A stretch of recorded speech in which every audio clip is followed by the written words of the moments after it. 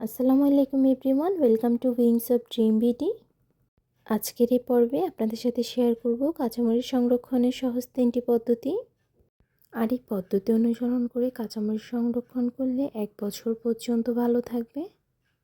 আপনারা চাইলে এই পদ্ধতি অনুসরণ করে কাঁচামরিচ সংরক্ষণ করতে পারেন। চলুন তাহলে ভিডিওটি শুরু করা যাক। প্রথমেই কাঁচামরিচগুলোকে আমি ধুয়ে নিয়েছি, দেন একটা ঝুড়িতে নিয়ে ভালো করে পানি ঝরিয়ে নিয়েছি। প্রথম পদ্ধতিতে কাঁচামরিচ সংরক্ষণের জন্য প্রথমে চুলে একটা সসপ্যান বসিয়ে দিয়েছি। এর মধ্যে আমি কাঁচামরিচগুলো নিয়ে নিচ্ছি। এর মধ্যে আমি হাফ কাপ পানি দিয়ে দিব, 1 টেবিল চামচ কুকিং অয়েল দিয়ে দিব। ভালো করে নেড়ে চেড়ে এগুলোকে একটু সতে করে নিব। যখন এগুলো এই পর্যায়ে চলে আসবে তখন চুলা থেকে নামিয়ে ঠান্ডা করে নিব, ঠান্ডা করে ব্লেন্ড করে নিব। আপনারা চাইলে এর মধ্যে আবারও 1 টিস্পুন কুকিং অয়েল দিয়ে ভালো করে মিক্স করে এগুলো একটা এয়ারটাইট বক্সে করে রেখে দিতে পারেন। তবে এগুলো আমি এভাবে আইস কিউবে নিয়ে রাখবো।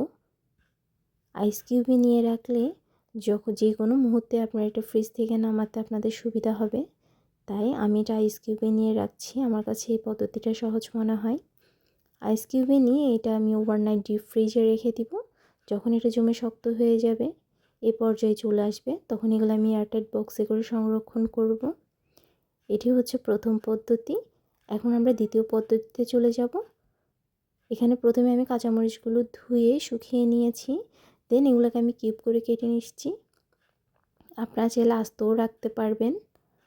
আমি এগুলো কেটে নিচ্ছি। সামনে যেহেতু রমজান আসছে, রমজানে ছোলা বুটে ব্যবহার করার জন্য আমি এগুলো করে নিচ্ছি। এভাবে আমি সবগুলো কাঁচামরিচই কেটে নিব। আপনারা চাইলে আরও ছোটো করতে পারেন অথবা আস্ত রাখতে পারেন। কাঁচামরিচগুলো কাটা শেষ হয়ে গিয়েছে আমার। এ পর্যায়ে আমি এগুলো একটা ছড়ানো থালিতে নিয়ে ডিপ ফ্রিজে ওভারনাইট রেখে দিব। যখন এগুলো জমে শক্ত হয়ে যাবে, ওই পর্যায়ে এখানে 1 টিস্পুন কুকিং অয়েল দিয়ে ভালো করে নেড়েচেড়ে মিক্স করে নিব। মিক্স করা হয়ে গেলে এগুলো আমি এয়ারটাইট বক্সে রেখে দিব। আপনারা চাইলে জিপলক ব্যাগে রাখতে পারেন।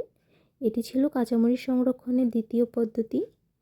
এখন আমরা তৃতীয় পদ্ধতিতে চলে যাব। এখানে আমি কিছু কাঁচামরিচ কুচি করে নিয়েছি, দেন এগুলো আমি একটা বক্সে নিয়ে এর মধ্যে 1 টিস্পুন কুকিং অয়েল দিয়ে ভালো করে মিক্স করে নিচ্ছি। কুকিং অয়েলটি দেওয়ার ফলে এগুলো জমাট বাঁধবে না।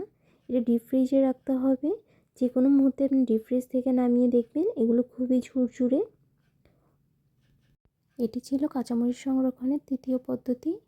ভিডিওটি ভালো লাগলে লাইক, কমেন্ট অ্যান্ড শেয়ার করে দিবেন। ইউটিউব থেকে দেখে থাকলে চ্যানেলটি সাবস্ক্রাইব করে দিবেন। বাই বাই, আল্লাহ হাফেজ।